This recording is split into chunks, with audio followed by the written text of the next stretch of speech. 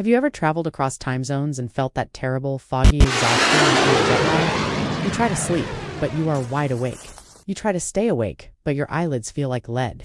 We often think of jet lag as just a travel inconvenience. But the truth is, most of us are living in a permanent state of jet lag without ever stepping on a plane. We are fighting a war against the rotation of our own planet. Welcome back to part 2 of our Neuroscience Basics series.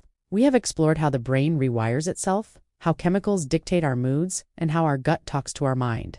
Today, we are going to explore the invisible conductor that orchestrates every single biological process in your body. We are talking about Topic 15, Circadian Rhythm and your body clock.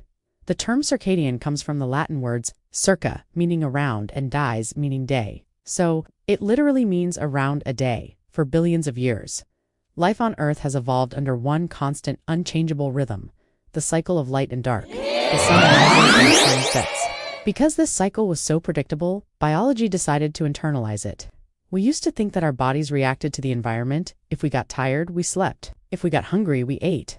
But we now know that is not how it works. Your body is predictive. It anticipates what is going to happen next. It knows the sun is about to rise, so it prepares your metabolism. It knows night is falling, so it lowers your body temperature. But where is this clock located? Is it in the heart, the liver, deep inside your brain, right above where the optic nerves cross, sits a tiny cluster of about 20,000 neurons.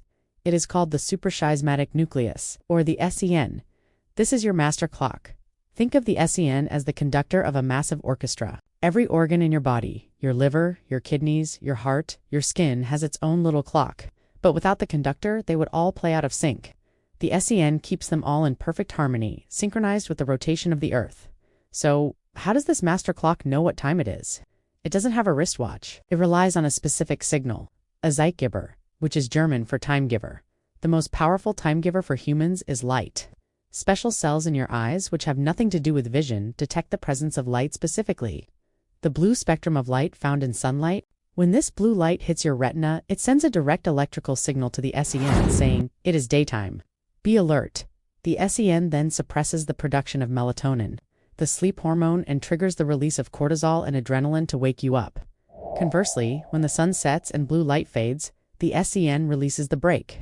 The pineal gland begins to flood the brain with melatonin, signaling to every cell in your body, it is night, time to repair, time to rest.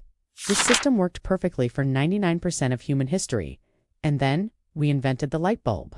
And more recently, the smartphone. Today, we live in a world of junk light. We spend our days indoors, under dim artificial lighting that is too weak to trigger a strong wake-up signal in the brain. Then, we spend our nights staring at bright LED screens that mimic the noon sun. We are sending our master clock chaotic, conflicting signals. We are telling the brain it is daytime at midnight. The result is what scientists call social jet lag. This isn't just about feeling sleepy. When your circadian rhythm is disrupted, your biology breaks down. We see direct links to obesity because your metabolic genes are turned on at the wrong times. We see links to depression because serotonin production is regulated by this clock. We see a weakened immune system because your killer cells are produced primarily during deep sleep.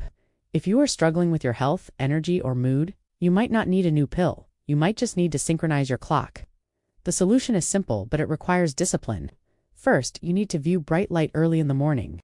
Getting outside for just 10 minutes within the first hour of waking up anchors your circadian rhythm. It tells the SEN to start the timer for sleep, which will happen 16 hours later. Second, you need to curate your evening environment. As the sun goes down, dim the lights in your home. Avoid screens or use blue light blocking technology. You need to protect your melatonin production as if it were a precious resource, because it is. When you align your life with the rhythm of the planet, friction disappears. You fall asleep easily. You wake up refreshed. Your digestion improves. You are swimming with the current, not against it. But even if your clock is perfectly set, there is one major force that can smash this delicate rhythm to pieces. It is a force we deal with every single day in our high-pressure society. That force is stress. We mentioned that the morning signal involves a spike in cortisol to wake you up. But what happens when that cortisol doesn't turn off? What happens when we are in a state of chronic fight or flight? In our next episode, we are going to tackle the enemy of modern peace.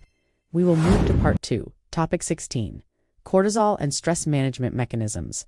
We will learn why stress is not just an emotion, but a chemical state that we can learn to control. For now, look out the window.